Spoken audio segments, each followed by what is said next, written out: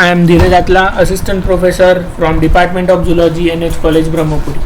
तो आज हम पढ़ने वाले हैं सब फाइलम यूरोकॉर्डेटा, जो कि बिलोंग करता है फ्रॉम द फाइलम कॉर्डेटा, जो कि हमने पिछली बार पढ़ा था। ओके, सब फाइलम यूरोकॉर्डेटा के नाम में ही उसके बारे में पता चल जाता है। What is urochordata? Urochordata means life के किसी भी stage, uro means tail and chordata means notochord. Life के किसी भी स्टेज में अगर उसके टेल रीजन में, किसी भी स्पीसीज या एनिमल के टेल रीजन में नोटोकॉर्ड प्रेजेंट हो तो हम उसे सब फाइलम यूरोकॉर्डेटा में डालते हैं। ओके, उसके एग्जाम्पल है ट्यूनिकेट्स। ओके, ट्यूनिकेट्स में आता है sea tulips and bluebell tunicates. Okay, तो about most of the urochordates, that is 95%, lead a free moving larval stage, but in adults they lead to a sessile, that is attached, जैसे कि यहाँ पे attached form में दिख रहे हैं हमें, या किसी स्टोन या किसी सरफेस से वो अटैच्ड होते हैं, sessile और attached and sedentary type. Okay, this type of life cycle is seen among acidians, larvaceans and thalassians, lead throughout planktonic life. और ये लीड कहा जाता है, प्लैंक्टोनिक लाइफ की तरफ जाता है। Most of the urochordates are sac like creatures inhibiting the sea bottom and are popularly called as sea squid. Okay, sea squid को पॉपुलरली भी या ट्यूनिकेट्स भी हम कहते हैं, पॉपुलरली नोन एज सी, क्या बोलते हैं, sea squids. Okay, history of urochordata. जैसे कि हर कहानी की शुरुआत होती है, वैसे ही फाइलम कॉर्डेटा की शुरुआत यूरोकॉर्डेटा से होती है। और यूरोकॉर्डेटा के फर्स्ट एविडेंस हमें कहाँ मिले थे या कब मिले थे? वो मिले थे हमें कैम्ब्रियन पीरियड में। Okay, the story starts from Cambrian period of Palaeozoic era end of the Phanerozoic eon. कहाँ से शुरू होती है ये इरा? कैम्ब्रियन पीरियड से। और कैम्ब्रियन पीरियड कब था? पैलेजोइक एरा में। और पैलेजोइक एरा कब था? फेनेरोजोइक इयॉन में। Okay, the evidence of urochordata was first found in the Cambrian period. और किस तरह का एविडेंस था वो? Fossil evidence. It was started from the end of Ediacaran period which is last for 541 million year ago and the beginning of Ordovician period, that is 485.4 million year ago, and that means the Cambrian period lasted for 55.6 million year. Okay, मतलब इन दोनों periods के बीच में Cambrian period था। कौन से दो periods के बीच में? इडियाकैरन पीरियड और ऑर्डोविशियन पीरियड के बीच में कौन था? Cambrian period. और ये कब तक कितने देर चला था? 55.6 million year. Okay, during the Cambrian there are more than 100 types of trilobites are present and there were plenty of other species also present. Cambrian period के वक्त 100 से भी ज़्यादा ट्राइलोबाइट्स की प्रजातियाँ मिलती थी और अदर स्पीसीज की भी मिलती थी, लाइक मोलुस्क, वर्म्स, स्पॉन्जेस, और इन सब ने मिलके कैम्ब्रियन सी को पूरी तरह भर दिया था।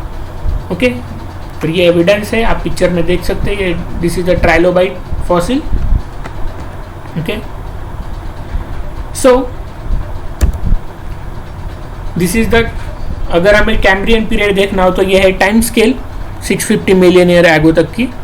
तो सबसे पहले हम देखते हैं एरा। किस एरा में हमें कैम्ब्रियन पीरियड मिला था? पैलाजोइक, दैट इज सबसे पहला था प्रोटेरोजोइक, उसके बाद था पैलाजोइक एरा, जो कि पैलाजोइक एरा कब से चला था? That is 550 million year ago से लेके 250 मिलियन ईयर एगो तक क्या चला था? पैलेजोइक एरा। और पैलेजोइक एरा का पहला पीरियड था कौन? Cambrian period. ओके, और इसी कैम्ब्रियन पीरियड में हमें मिले थे यूरोकॉर्डेट्स। ओके, फर्स्ट कॉर्डेट्स देख सकते हो आप स्केल में, that is first chordates are found in the Cambrian period. और उसके बाद ऑर्डोविशियन पीरियड आया, उसके बाद सिल्वेरियन पीरियड आया, उसके बाद डेवनियन पीरियड आया। ऐसे पीरियड्स इवॉल्व होते गए और उसी के साथ स्पीसीज भी इवॉल्व होती गई। सो जनरल कैरेक्टर्स अब यूरोकॉर्डेट्स जो इवॉल्व हुए थे तो उनके हिसाब से उन्होंने कुछ अडेप्ट कर लिया था इन्वर्टिब्रेट से। अब वो कोऑर्डिनेट्स में इवॉल्व हो चुके थे और कुछ अडेप्टेशंस उन्होंने एक्वायर्ड कर लिए थे, तो उन्हीं को हम पढ़ेंगे as a general characters. First one is body shows variation in size and forms. इनकी बॉडी जो है वो डेफिनाइट शेप नहीं होता, अकॉर्डिंग टू स्पीसीज ये वैरी करती है, अलग अलग होती है।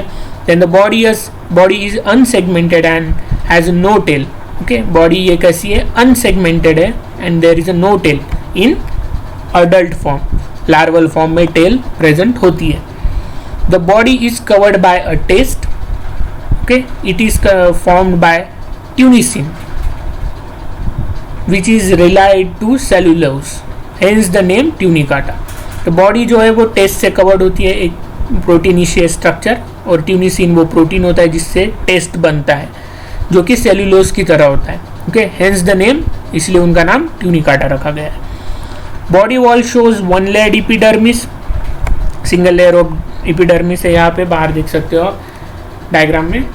Dermis is made up by connective tissues and muscles and atrial epithelium, और जो अंदर इंटरनल लाइनिंग है वो बनी किससे है, by the connective tissues, muscles and atrial epithelium. Okay, then the proximal part of alimentary canal is greatly enlarged to form a spacious pharynx, और जो proximal part है, okay, this is the proximal part, the proximal part of alimentary canal is greatly enlarged, और ये proximal part greatly enlarged हुआ है, size इसका increase हुआ है, and form क्या किया उसने, pharynx form किया, spacious pharynx।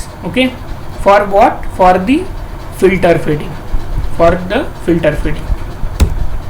then body cavity, body cavity कैसी है इसकी, body cavity is not recognisable, coelom is not recognisable. Okay, easily हम कह नहीं सकते कि इसमें कोई कैविटी प्रेजेंट है।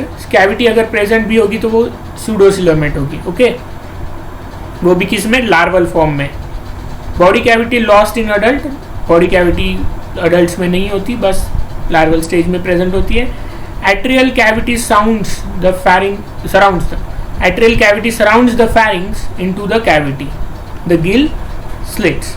एट्रियल कैविटी जो होती है वो सराउंड करती है pharynx को, into the cavity the gill slits, anus and genital ducts will open।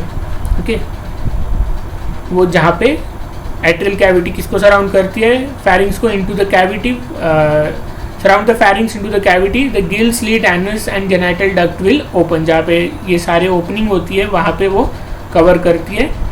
It opens through a atrial aperture. Okay, this one is then body cavity, this one also called atriopore. Body symmetry, that is bilateral in symmetry. Nervous system किस तरह का, bilateral symmetry, दो equal part में आप इन्हें divide कर सकते हो, इसलिए हम बायलैटरल सिमेट्री कहते हैं। Nervous system, simple brain with a single dorsal ganglial cluster in adult. Okay, यहाँ पे लार्वा होना चाहिए, not adult. Simple brain with a single dorsal ganglion cluster in adult, या अडल्ट नहीं है, वो लार्वल है। Okay, simple brain. Then circulatory system, closed circulatory system in which blood is transported by heart in the larval stage। okay, यहाँ पे closed circulatory system है which is in which the blood is transported by heart in the larval stage। larval stage में हमें closed circulatory system मिलेगी, और open circulatory system हमें कहाँ मिलेगी, adult में। okay, then digestive system, suspension feeders। okay, these are the suspension feeders, means एक जगह अटैच होते हैं। feed by the filtering sea water through pharyngeal slits। ये feed कैसे करते हैं, by the filter feeding mechanism। यहाँ से फूड एंटर करेगा, यहाँ पे वो फिल्टर होगा और यहाँ से निकल जाएगा, फिर फिल्टर फीड के थ्रू बाहर निकल जाएगा।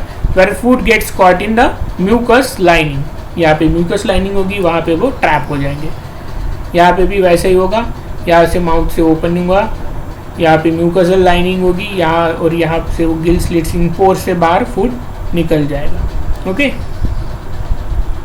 माउथ से यहाँ पे एंटर होगा, यहाँ से बाहर निकल जाएगा, यहाँ से एंटर होगा, यहाँ से बाहर निकल जाएगा, और जो डाइजेस्टिव फूड है वो स्टमक में चला जाएगा। Then two opening in the body cavity, incurrent and excurrent siphon.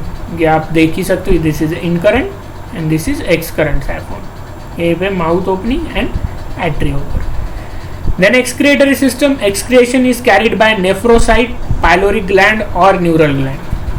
Excretory system यहाँ का simple type of excretory system होता है with the help of nephrocyte, pyloric gland और neural gland. Okay, इनके help से यहाँ पे digestion या excretion होता है.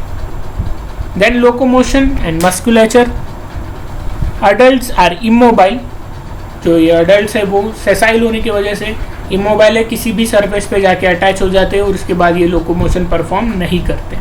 But in the larval stage there is a tail fin और caudal fin in the larva, the notochord in the tail region muscle helps in locomotion. Okay, in the larval stage ये locomotion perform करते हैं with the help of caudal fin और tail fin, और ये tail fin और caudal fin जो है वो अटैच होते हैं विद द मसल्स, और वो मसल्स अटैच होते हैं to the notochord. Then skeletal type, there is a no skeleton, skeletal type present नहीं होता। यहाँ पे हमने बस एक्सटर्नल अब ट्यूनिक प्रेजेंट देखा है, टेस्ट प्रेजेंट देखा है, वही होता है, इसमें किसी भी तरह का स्केलेटन सिस्टम प्रेजेंट नहीं होता है, so none. Then sensory structures, which type of sensory structures are there present? There is a light और gravity sensing cells called as statocyst. Okay, light and gravity sensing cells that called as statocyst. The nerve cord is enlarged. Okay, enlarged at the anterior end are cerebral vesicle in the larvae.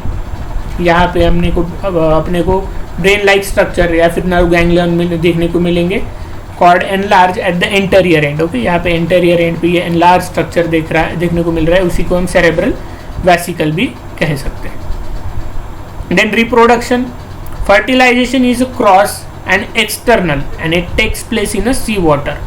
Fertilisation किस तरह का है? Fertilisation है वो cross fertilisation है and external है। Okay, means outside the body and takes place in the sea water. Okay, asexual reproduction भी यहाँ पे प्रेजेंट है।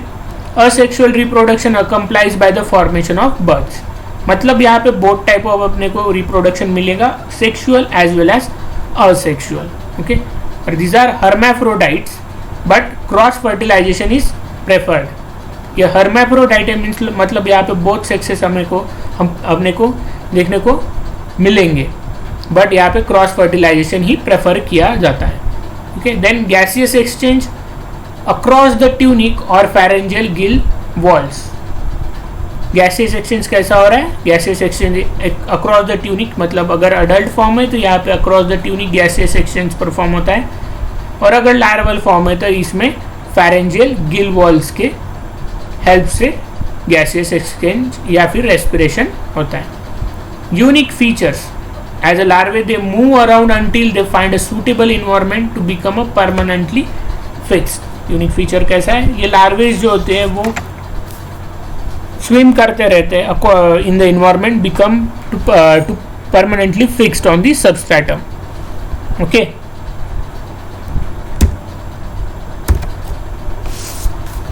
सो डेवलपमेंट एक कैसे होता है? डेवलपमेंट भी होता है, include free swimming tadpole larva with the tail, dorsal nerve cord and notochord in the tail. और यहाँ पे जो डेवलपमेंट भी होता है, एक पॉइंट यहाँ पे मिस हो चुका है, डेवलपमेंट कैसा होता है? डेवलपमेंट यहाँ पे रेट्रोग्रेसिव मेटामॉर्फोसिस होती है। मेटामॉर्फोसिस मीन्स स्टेजेस में होती है, किसी भी डेवलपमेंटल स्टेजेस होती है, जैसे कि larval, pupal and then adult. So यहाँ पे डेवलपमेंट जो हो रही है वो स्टेजेस में हो रही है। ओके, सो किस तरह की? रेट्रोग्रेसिव मेटामॉर्फोसिस की स्टेजेस में। And then these are the classes okay of subphylum Urochordata. पहला है एस्किडिसिया। ओके, Ascidiacea an example is sea squid. For benthic, solitary and colonial species whose adults are sessile. Okay, इनकी characteristic कैसी है? वो benthic है, solitary है and colonial species है whose adults are sessile, और उनके adults कैसे हैं? sessile से। ऑलमोस्ट एक्सक्लूसिवली फिक्स्ड, हमेशा फिक्स्ड की तरह फिक्स्ड ही होती है सबस्ट्रेटम से।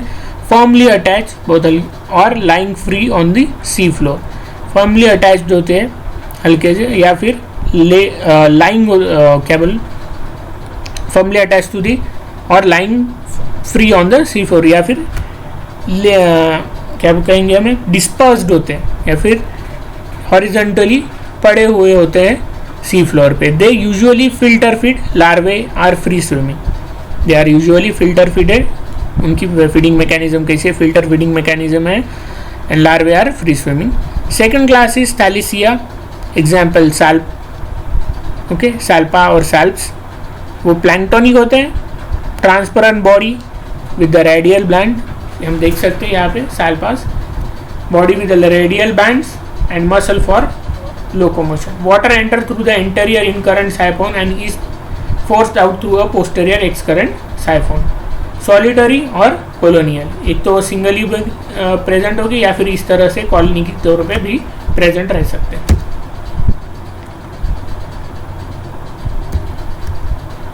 Okay, third one is Larvacea. यहाँ पे थर्ड वन इज लार्वेशिया और उसका एग्जाम्पल है अपेंडिकुलरियंस. वो प्लैंक्टोनिक इन नेचर होते हैं. Superficially similar to the tadpole larva. देख सकते हो आप, टैडपोल लार्वा की तरह हमने देख सकते हैं. And secrete mucus house for protection and feeding. Secrete mucus उसी को हम हाउस कहते हैं for the protection and feeding. Okay, तो ये था फाइलम यूरोकॉर्डाटा और उसके जनरल कैरेक्टरिस्टिक और उसके क्लासेस. Thank you.